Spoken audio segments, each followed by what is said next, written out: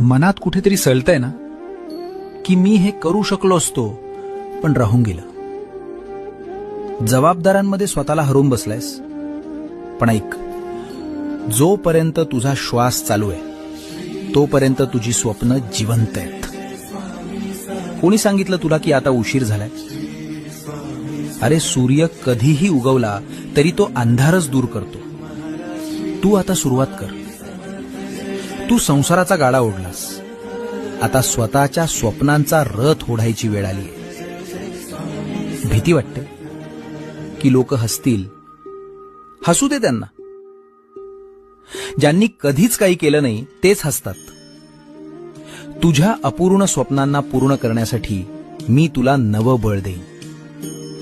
एक पाऊल टाकून तर बघ, रस्ते आपोआप तयार होतील.